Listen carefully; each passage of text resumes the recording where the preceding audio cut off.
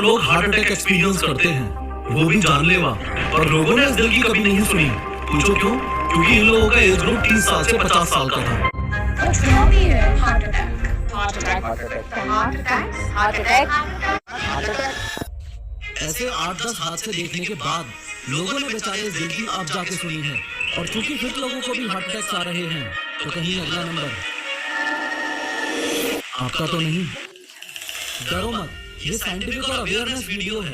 पर सवाल ये है कि हाल फिलहाल यंग इंडियंस जो हार्ट अटैक से लगातार अपनी जान गंवा रहे हैं, क्या वो कोरोना वैक्सीन की वजह से है? क्या वो जिम जाने की वजह से है? या असलियत कुछ और ही है? और हाँ, What's one thing you would never do as a cardiologist? I would never. Last में इस बारे में भी बात करेंगे। सबसे पहले मेडिकल 3D एनिमेशन से समझो कि हार्ट अटैक होने पर एग्जैक्टली कौन सी नस में क्या हो रहा है। देखो, ये आपका हार्ट यानी दिल है और इसका काम है न्यूट्रिएंट्स और ऑक्सीजन रिच ब्लड को पूरी बॉडी में सप्लाई करना। और सप्लाई कैसे करेगा? इस तरीके से ब्लड को पंप करके। ये कुछ ऐसा ही है जैसे आपके घर में लगी हुई वाटर मोटर पानी को पंप करके ऊपर टंकियों में चढ़ाती है। खैर, आपके हार्ट का ये left ventricle main pumping chamber है। जब ये ऐसे कॉन्ट्रैक्ट करता है यानी पिचकता है, तो ब्लड इस एओर्टा से होता हुआ आपकी बॉडी में चला जाता है। ये एओर्टा और कुछ नहीं, बस लार्ज आर्टरी है। आसान भाषा में कहूँ तो आपके दिल से जुड़ा हुआ एक पाइप है जो आपकी बॉडी में खून भेजता है। मुद्दे की बात यह है कि एओर्टा से कनेक्टेड है ये कोरोनरी आर्टरीज जो वापस आपके हार्ट से जुड़ी हुई हैं और आपके दिल ने जस्ट अभी जो ब्लड पंप किया था वो ही न्यूट्रिएंट्स और ऑक्सीजन रिच ब्लड वापस इन कोरोनरी आर्टरीज से आपके हार्ट तक पहुंचेगा और आपके हार्ट मसल्स को हेल्प करेगा ना फंक्शन करने में। अरे, घर में जो मोटर लगी है वो तो भाई बिजली से चल रही है और पानी को टंकी में भेज रही है, लेकिन हार्ट तो बिजली से नहीं चलेगा। तो इसके पंपिंग मैकेनिज्म को मेंटेन करने के लिए ये ऑक्सीजन और nutrients rich blood in coronary arteries के थ्रू वापस हार्ट की मसल्स को मिल जाता है ताकि दिल धड़कता रहे। इतना समझ आ गया तो अब ये भी समझो कि हार्ट अटैक के टाइम एग्जैक्टली होता क्या है। हार्ट अटैक के समय ये जो कोरोनरी आर्टरीज हैं ये ब्लॉक हो जाती हैं। बस इनके ब्लॉक होने को ही हार्ट अटैक बोला जाता है, क्योंकि कोरोनरी आर्टरीज बंद हो जाएंगी तो धीरे धीरे हार्ट मसल्स को ऑक्सीजन ना मिलने से हार्ट मर जाएगा, उससे पूरी बॉडी में ब्लड और ऑक्सीजन नहीं पहुंचेगा और इवेंचुअली इंसान की डेथ हो जाएगी। यहाँ तक आपको ये तो समझ आ गया कि पूरी दुनिया में हार्ट अटैक सिर्फ एक कारण की वजह से हो रहा है, जो है एथेरोस्क्लेरोसिस। घबराओ मत, मेडिकल लैंग्वेज में इन आर्टरीज के ब्लॉक होने को ही एथेरोस्क्लेरोसिस बोल दिया जाता है। पर इस वीडियो के टाइटल को मद्देनजर रखते हुए अभी भी हमें ये पता लगाना है कि आजकल यंग इंडियंस में ये आर्टरीज आखिर क्यों ब्लॉक हो रही हैं। देखो, ये आपकी कोरोनरी आर्टरी है, इसमें ये ब्लड फ्लो हो रहा है, लेकिन इंसान की कुछ हरकतों की वजह से यहाँ आर्टरीज की वॉल्स पे ऐसे फैटी सब्सटेंसेस इकट्ठे हो जाते हैं जिसे प्लेक बोलते हैं। इस प्लेक की वजह से आपकी आर्टरीज नैरो हो जाएंगी और आपकी हार्ट मसल्स तक ना के बराबर खून पहुंच पाएगा। हार्ट अटैक के मैकेनिज्म को बेटर समझाने के लिए मैं कुछ रियल लाइफ एग्जांपल्स को साथ लेकर चलता हूं। 10 अगस्त 2022 को कॉमेडियन राजू श्रीवास्तव को जिम में हार्ट अटैक आता है और धीरे धीरे मार्केट में खबर फैल जाती है कि भैया जिम मत जाओ, जिम जाने से तो हार्ट अटैक्स आ रहे हैं। लेकिन क्या इस बात में जरा भी सच्चाई है? नो। तो राजू श्रीवास्तव सर को जिम में हार्ट अटैक क्यों आया? ध्यान से समझो। कोई भी इंसान जब जिम में वर्कआउट करता है तो उसकी बॉडी में ब्लड तेजी से पंप करता है और प्रिस्क्राइब्ड लिमिट को क्रॉस करके हाई इंटेंसिटी वर्कआउट करने पर ये जो आर्टरीज की वॉल्स हैं ये रप्चर हो सकती हैं और कुछ इस तरीके से प्लेक इन आर्टरीज को ब्लॉक कर देगा, जिससे हार्ट मसल्स तक ऑक्सीजन ना पहुंच पाने से हार्ट बीट करना बंद कर देगा। No. And so I would train to absolute failure, meaning that I couldn't do one more rep, even if my life depended on it, around 50 repetitions. तो क्या इसका मतलब ये हुआ कि मिल्खा सिंह और दारा सिंह को अपना आइडल मान के आप एक्सट्रीम लेवल पर एक्सरसाइज मत करो और छुई मुई की तरह 5-5 के डंबल मार के जिम से वापस आ जाओ? नो। सुनो, ध्यान से समझो इधर हो क्या रहा है। हाल फिलहाल में जितने भी सेलिब्रिटीज हार्ट अटैक से मरे हैं उनके बारे में हमको बस ये पता है कि वो जिम में थे, एक्सरसाइज कर रहे थे और हार्ट अटैक आ गया। लेकिन क्या हमें ये पता है कि उनके नंबर्स क्या थे, उनका ब्लड प्रेशर क्या था, उनका ब्लड शुगर लेवल क्या था, उनका लिपिड प्रोफाइल क्या था? Obviously not. तो इसका समाधान ये है कि जिम ज्वाइन करने से पहले आपको अपने हार्ट की कंडीशन पता होनी चाहिए। हॉस्पिटल जाओ और एक ईसीजी टेस्ट होता है, उसके माध्यम से अपने हार्ट की चेकिंग कराओ। अगर ईसीजी टेस्ट के बाद डॉक्टर्स आपको बोले कि आपको हार्ट कंडीशन है या फिर जेनेटिकल फैक्टर्स हो, जैसे आपकी फैमिली में किसी को हार्ट अटैक हुआ है, तो मेक श्योर कि आप लिमिट में ही फिजिकल एक्टिविटीज कर रहे हो। सिर्फ फिजिकल एक्टिविटीज ही नहीं, इस केस में आपको हर चीज का ध्यान रखना है। जैसे इस केस में आप जिम जाने से पहले प्री वर्कआउट लेना भी अवॉइड करें। प्री वर्कआउट में कैफीन की मात्रा काफी ज्यादा है और प्रॉब्लम मल्टीप्लाई हो सकती है। अगर आपको हार्ट कंडीशन नहीं है और जेनेटिक प्रॉब्लम भी नहीं है, आप टोटली फिट हो, तो उस केस में भी आपको आपको एक कंडीशन में जिम में हार्ट अटैक आ सकता है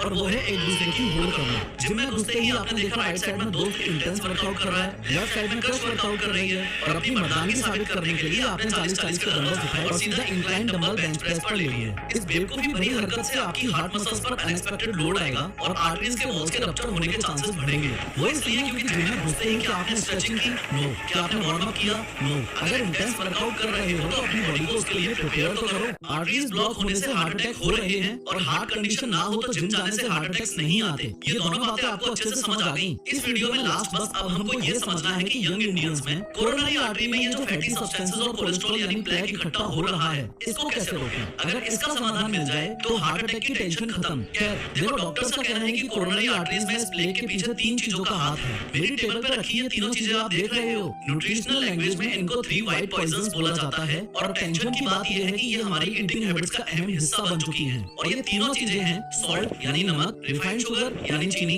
और तीसरे नंबर पे है मैदा। एक स्टडी सजेस्ट करती है कि किसी भी कंडीशन में एक इंसान को एक दिन में 5 ग्राम से ज्यादा नमक नहीं खाना चाहिए। लेकिन बैड न्यूज ये है कि रिपोर्ट्स के अनुसार इंडियंस ऑन एन एवरेज एक दिन में 11 ग्राम सॉल्ट खा रहे हैं, जो कि प्रिस्क्राइब्ड लिमिट के दुगने से भी ज्यादा है। सिमिलरली प्रोफेशनल सजेस्ट करते हैं कि किसी भी कंडीशन में एक इंसान को एक दिन में 30 ग्राम से ज्यादा चीनी नहीं खानी चाहिए। हाँ, 30 ग्राम तो हम 2 बार की चाय में निपटा देते हैं। और रही बात मैदा की, तो मैदा तो लिटरली आपके डाइजेस्टिव सिस्टम में चिपकता है। न्यूट्रिशनल लैंग्वेज में मैदा को ग्लू ऑफ द गट बोला जाता है। कारण ये है कि मैदा में कोई न्यूट्रिशनल और फूड वैल्यू तो है नहीं, क्योंकि इसकी प्रोसेसिंग के टाइम फाइबर्स तो निकाल लिए जाते हैं। इसे खाते ही जाके ही आपके इंटेस्टाइन में चिपकेगा, आपके डाइजेस्टिव सिस्टम को स्लो डाउन करेगा वो अलग और फैट बढ़ाएगा वो अलग। अरे मैदा तो फिर भी प्योरली कचरा है। आयुर्वेदा में तो ये तक भी मेंशन्ड है कि रेगुलर बेसिस पर तो व्हाइट राइस और गेहूं भी नहीं खाना चाहिए, क्योंकि इनके भी रेगुलर कंजम्पशन से मेद रोग और ओबेसिटी बढ़ने के फुल चांसेस रहते हैं। इस पॉइंट को बायोलॉजिकली आप ऐसे समझो कि जब आप शुगर और एक्सप्रेस कार्बोहाइड्रेट्स कंज्यूम करते हो, जैसे processed fruit juices, cold drinks, मिठाइयां और प्रोसेस्ड शुगर एक्सेट्रा, तो आपकी बॉडी में शुगर लेवल अचानक से ऊपर जाता है। लेकिन उस समय बॉडी को इतने शुगर की नीड है नहीं, तो बॉडी इंसुलिन सिक्रीट करना शुरू कर देती है, जो उसे फैट में कन्वर्ट कर देता है।